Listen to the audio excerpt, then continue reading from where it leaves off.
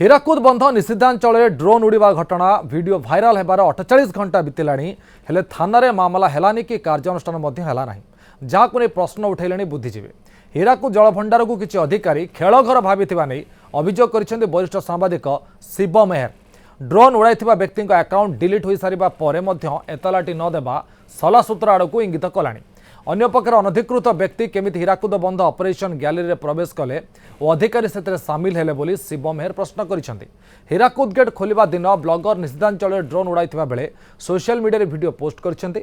से बेले गेट खोलिबा समय अनधिकृत व्यक्ति प्रवेश करी क्रेन ऊपर बसी फोटो पोस्ट दैछंती। तेणु हीराकुद बंध सुरक्षा ने प्रश्नवाची सृष्टि होइछि।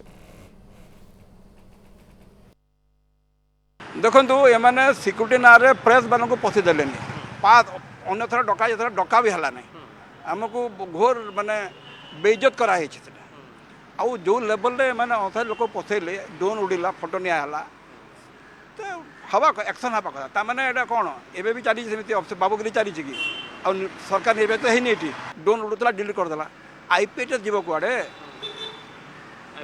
आईपी टे कुआडे जीव से तो धरा पड़ जीव ना राम एकदम एक्सपर्ट कोन ए तांगो साइबर ऑफिस खोज देबे एसपी साइबर ऑफिस खोज दब हाँ एतला केमती खोज तुम्हें एतला करना संपत्ति अच्छी लेन देन कर पैसा खाई ना तो कहीं घंट घोड़ाऊँ।